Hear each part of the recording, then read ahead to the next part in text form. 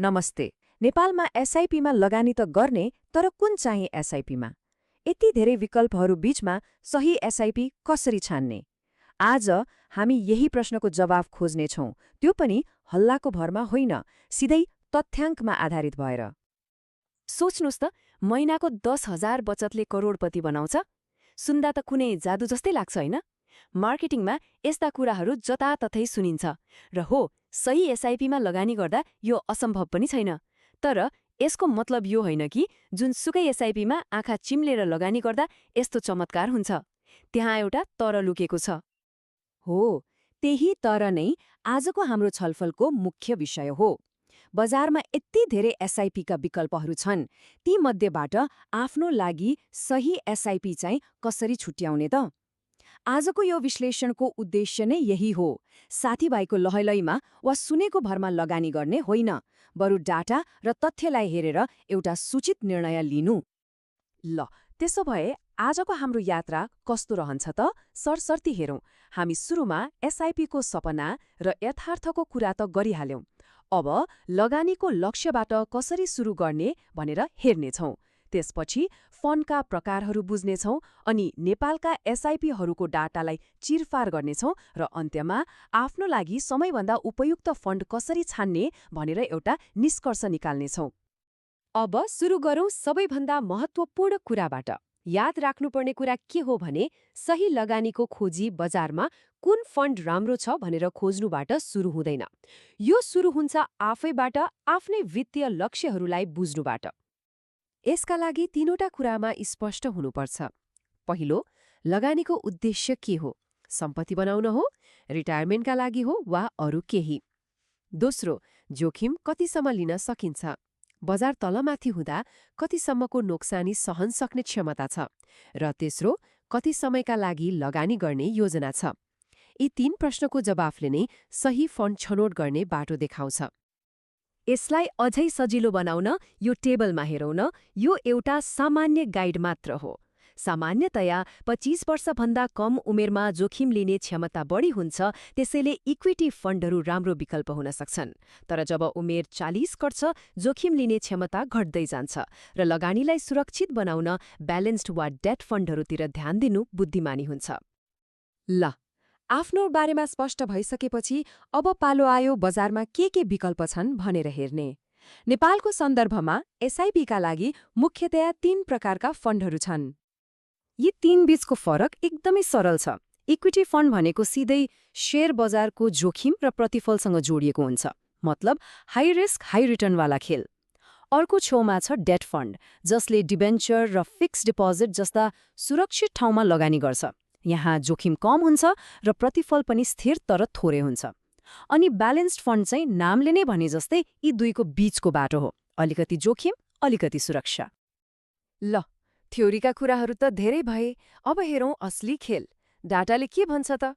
अबको विश्लेषण अझै रोचक हुनेवाला छ, किनभने अब हामी नेपालका एसआइपी फन्डहरूको वास्तविक प्रदर्शनलाई विभिन्न मापदण्डमा दाँच्न गइरहेका छौँ। हाम्रो आजको विश्लेषणमा नेपालमा सञ्चालनमा रहेका यी 9 प्रमुख ओपन एन्डेड म्युचुअल फन्डहरू परेका छन्। अब एक एक गरेर हेरौँ विभिन्न मापदण्डमा कुन फन्ड कहाँनिर उभिएको छ। लगानी गरेपछि सबैलाई चासो हुने कुरा हो डिभिडेन्ड, होइन त? कसले कति दियो त अहिलेसम्म? यहाँ एनआइबिएल सहभागिता फन्ड त गजबकै देखियो। स्थापना भएदेखि वार्षिक औसत 12.74% लाभांश। शुभलक्ष्मी कोष पनि पछाडि छैन, औसतमा 11.75%। अब नाइकाको डेट फन्डको 8.31%लाई कम नठानौ, किनभने यो लो रिस्क क्याटेगोरीमा एकदमै राम्रो र स्थिर प्रतिफल हो। बजार घट्दा त सबै घट्छन्, तर बजार बढ्दा चाहिँ कसले चौका हान्यो त? यो हेर्नु एकदमै जरुरी छ। अप्रिलदेखि अगस्त 2024 सम्म नेप्से करिब 5% मात्रै बढ्यो, तर यहाँ त एनएमबी सरल बचत फन्डले त तहल्का नै मच्चाएछ, 40% को एनएभी वृद्धि। त्यसैगरी सिद्धार्थ, शुभलक्ष्मी र नबिलले पनि 30% भन्दा बढीको वृद्धि देखाए। यसले फन्ड म्यानेजरको क्षमता कस्तो छ भन्ने स्पष्ट पार्छ। यो चार्टमा हेर्दा त झनै छर्लङ्ग हुन्छ। एनएमबी सरल बचत फन्डको प्रदर्शन अरूको तुलनामा कति अगाडि छ। त्यसपछि सिद्धार्थ र शुभलक्ष्मी कोषले पनि बजारको वृद्धिलाई राम्रोसँग समातेका छन्। अब कुरा गरौँ लगानीकर्तालाई खासै मन नपर्ने कुराको। शुल्क। एक्जिट लोड भनेको सजिलो भाषामा समय अगाडि नै पैसा झिक्दा लाग्ने जरिवाना जस्तै हो। लामो समय लगानी गर्ने हो भने यो जति कम भयो त्यति राम्रो। यसमा त सिद्धार्थले बाजी मारेको देखिन्छ। 1 वर्षपछि कुनै शुल्क नै छैन। कुमारीले पनि 24 महिनापछि शुल्क लिँदैन। अर्को शुल्क छ टोटल एक्सपेन्स रेशियो, अर्थात् फन्ड चलाउन लाग्ने वार्षिक खर्च। यो जति कम भयो हाम्रो खल्तीमा आउने पैसा त्यति नै बढी हुन्छ। सिधा हिसाब छ। यहाँ पनि सिद्धार्थको खर्च अनुपात 1.76% सहित सबैभन्दा कम छ। एनआइबिएल र कुमालीको पनि खर्च अनुपात तुलनात्मक रूपमा कम छ, जसले लगानीकर्तालाई फाइदा पुर्याउँछ। ल अब हेरौँ समग्र प्रदर्शन, मतलब सुरुदेखि अहिलेसम्मको कमाई। यहाँ त कुमारी सुनौलो लगानी योजनाले कमालै गरेको छ। वार्षिक 21.24% को चक्रवृद्धि वृद्धि दर, अर्थात् CAGR। यो निकै प्रभावशाली आँकडा हो। अर्कोतर्फ लामो इतिहास भएको एनआइबिएल सहभागिता फन्डले पनि 11.04% को बलियो CAGR कायम राखेको छ। अब अलिकति भविष्यतिर पनि हेरौँ न। कुन फन्डसँग भविष्यमा डिभिडेन्ड बाँड्न सक्ने कति पैसा जम्मा छ त? यो भनेको फन्डले कमाएर राखेको तर नबाडेको नाफा हो। यहाँ शुभलक्ष्मी र कुमारी दुवैको अवस्था निकै बलियो देखिन्छ। दुवैसँग करिब 23% को क्षमता छ। यसले भविष्यमा राम्रो लाभांशको सङ्केत गर्छ। ल हामीले धेरै डाटा हेर्यौं, धेरै कुराहरू केलायौं। अब यी सबैलाई एकै ठाउँमा राखेर हेरौं, आखिर निष्कर्ष के निस्क्यो त? आफ्नो लागि सबैभन्दा उपयुक्त फन्ड छनौट गर्न अब के गर्ने?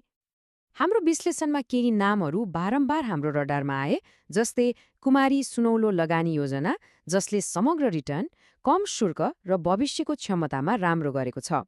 सिद्धार्थले बजार र्यालीमा उत्कृष्ट प्रदर्शन र सबैभन्दा कम शुल्क जस्ता फाइदा देखायो। एनआइबिएलको लामो र स्थिर लाभांशको इतिहास छ भने एनएमबीले बजारको अवसरलाई छिटो समात्ने क्षमता देखाएको छ। फेरि पनि यो कुनै सिफारिस होइन, यो त केवल डाटाले देखाएको कुरा मात्रै हो। र अन्त्यमा सबैभन्दा महत्त्वपूर्ण कुरा, बजारमा सबैभन्दा राम्रो भन्ने कुनै एउटा फन्ड हुँदैन। आफ्नो लागि सबैभन्दा राम्रो फन्ड मात्र हुन्छ, र त्यो फन्ड त्यही हो जुन अघि हामीले सुरुमा कुरा गरेको 3वटा कुरा, आफ्नो लक्ष्य, जोखिम क्षमता र लगानी अवधिसँग ठ्याक्कै मेल खान्छ। अब सबै नम्बरहरू टेबलमा छर्लङ्ग छन्। अब सोच्नुपर्ने पालो लगानीकर्ताको। यहाँ प्रस्तुत गरिएका फन्डहरूमध्ये कुन चाहिँ फन्डको प्रोफाइल आफ्नो व्यक्तिगत लगानीको यात्रासँग सबैभन्दा बढी मेल खान्छ त? हो, यही प्रश्नको जवाब खोज्नु नै सही लगानीको पहिलो र सबैभन्दा महत्त्वपूर्ण कदम हो।